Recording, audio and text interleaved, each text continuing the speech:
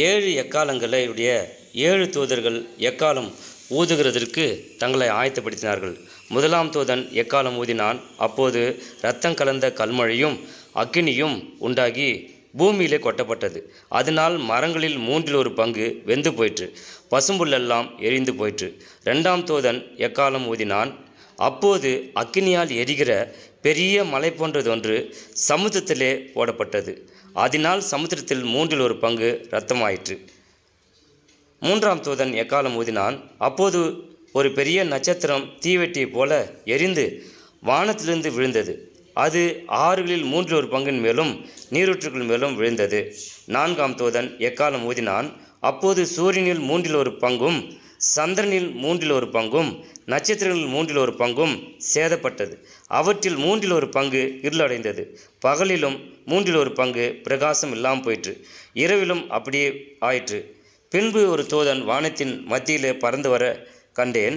அவன் மகா சத்தமிட்டு, இனி எக்காலம் ஊதப்போகிற மற்ற 3 தூதர்களுடைய எக்கால சத்தங்களினால் பூமியின் குடியிருக்கிறவர்களுக்கு ஐயோ ஐயோ ஐயோ, ஆபத்து வரும் என்று சொல்ல கேட்டேன். 5ஆம் தூதன் எக்காலம் ஊதினான். அப்போது வானத்தில் இருந்து பூமியின் மேல் விழுந்து ஒரு நட்சத்திரத்தை கண்டேன். அவனுக்கு பாதாள குழியின் திறவுகோல் கொடுக்கப்பட்டது. அவன் பாதாள குழியை திறந்தான். உடனே பெருஞ்சூளையின் புகையைப் போல அந்த குழியிலிருந்து புகை எழும்பிற்று. அந்த குழியின் புகையினால் சூரியனும் ஆகாயமும் அந்தகாரப்பட்டது. அந்த புகையிலிருந்து வெட்டுக்கிளிகள் புறப்பட்டு பூமி மேல் வந்தது. அவைகளுக்கு பூமியிலுள்ள தேள்களின் வல்லமைக்கு ஒப்பான வல்லமை கொடுக்கப்பட்டது.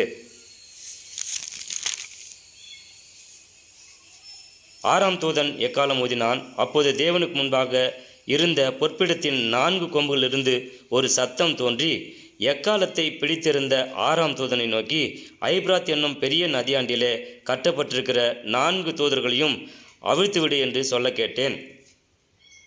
சிங்கம் கெர்ச்சிக்கிறது போல மகா சத்தமாய் ஆர்ப்பரித்தான். அவன் ஆர்ப்பரித்த போது 7 இடிகளும் சத்தமிட்டு முழங்கின. இனி காலம் செல்லாது. ஆனால் தேவன் தம்முடைய ஊழியக்காரராகிய தீர்க்கதரிசிகளுக்கு சுவிசேஷமாய் அறிவித்தபடி 7ஆம் தூதனுடைய சத்தத்தின் நாட்களிலே அவன் எக்காலம் ஊதப்போகிற போது தேவ ரகசியம் நிறைவேறிற்று.